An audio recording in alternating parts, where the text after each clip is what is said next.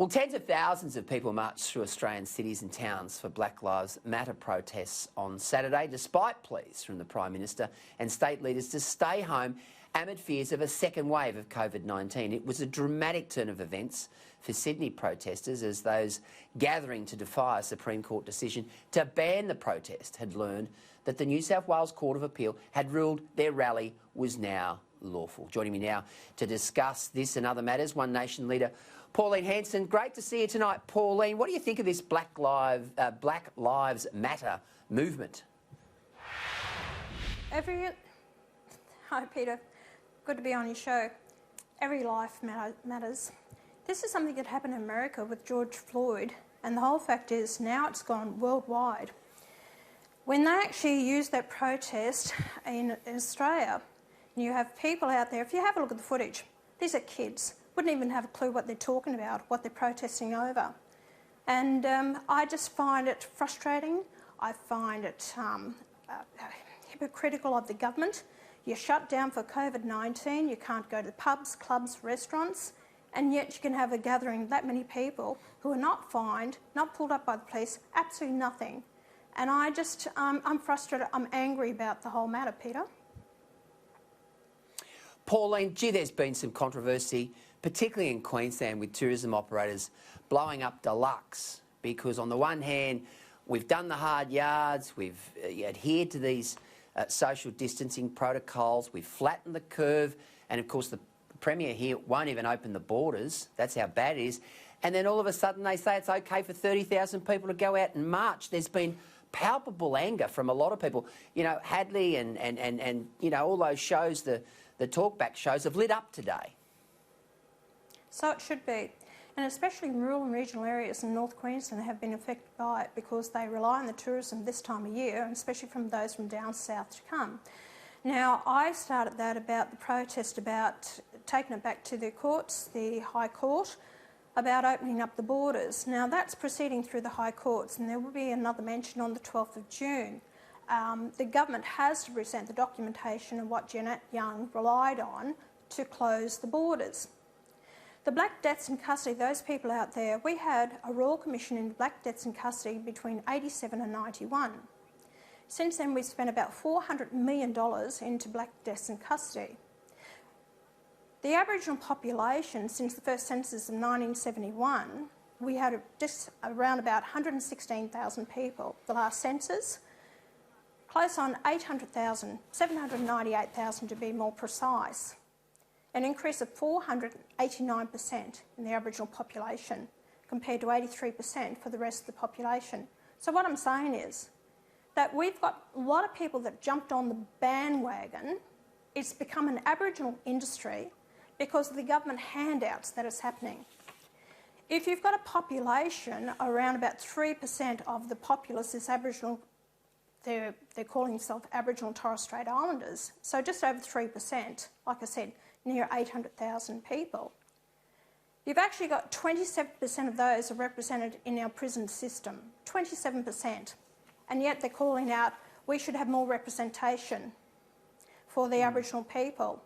Well, I tell people, under Section 51(26) of the Australian Constitution gives the people, the government, the right to make specific laws for Aboriginal and Torres Strait Islanders. We have an Indigenous minister specifically for Aboriginal and Torres Strait Islanders. We have elected members of Parliament who define themselves as being Aboriginal. We have that many bodies set up, Aboriginal only. Legal service, health services, everything else. And the fact is that this calling for about Black Deaths in Custody is got to stop. People need to look at themselves in the mirror and look at why we have the problem in Australia. The government handouts has to stop, and I've been calling for this last 24 years, 24 years. Until people are treated equally on the same basis, regardless of race, colour, creed, whoever you are. If you need a helping hand, you will get that helping hand. But throwing money at it has not helped. We've actually made the situation worse. And like I said, these kids out there have no idea what they're talking about. And as far as going to these communities, I've been there. As far as going to prison, I've been there. So I know what I'm talking about more than what a lot of these other politicians do. So people actually need to wake up because we are destroying our fabric of our society And we're allowing these leftists, these organisations, to determine our future. So if you want a safe society, then those people want to sit out there and say and do absolutely nothing. I'll tell you now, you need to actually stand up for your rights, because otherwise you're going to be railroaded by these communists, these leftist organisations pushing their own agenda, which won't give us a safe society. Pauline, let's switch gears and talk dairy policy. Now, it's under attack again, just 1 week after he first attacked supermarkets. Federal Agriculture Minister David Littleproud, he's again put the slipper into Coles and Woolies. He's described them as perpetrators of misery within the dairy industry. Do you agree with him? No, I don't agree with him. The perpetrators of misery was the federal government when they actually introduced the deregulation of the dairy industry. At that time, we had 22,000 dairy farmers. We're now down to 5,200. He admitted that last year we lost another 500. We are the only country in the world that hasn't got a regulated dairy industry. We've been surpassed by New Zealand and Canada, the States and India.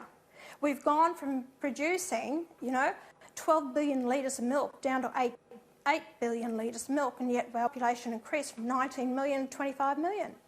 Yet they will not, they're so bloody minded, Peter, to actually say to the dairy farmer, we will give you a fair farm gate price for your milk, which then goes on to the processor. The processor then passes it on to the retailer, and the consumer pays the price.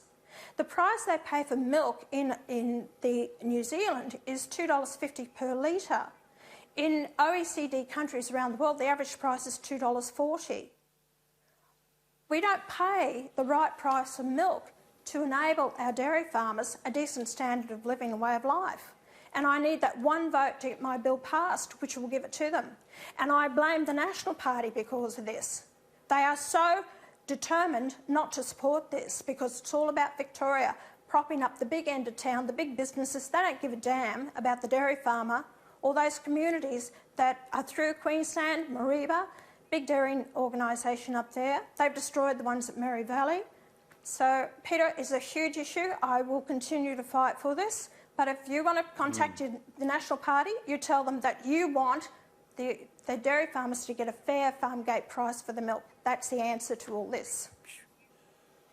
All right, before we go, the family law inquiry, it's still going, even though COVID-19 has put a stop to public hearings. How are we addressing the devastating impact of family, domestic and sexual violence? Well, Peter, we're not having those actually public hearings, but we are having it via teleconference. So many Australians are getting the opportunity to have their say to the committee members on the family law inquiry. And I'm really pleased. Those Australians, their voices are being heard by the committee members. We're hearing from organisations. We're actually will going to be revisiting the Attorney General's office, the Chief Justices. We will be talking to them as well.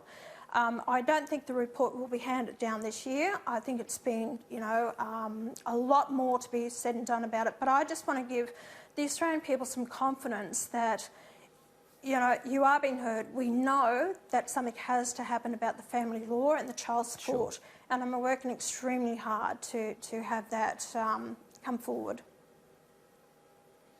Pauline Hanson, great to see you tonight. Thanks for joining us, as always.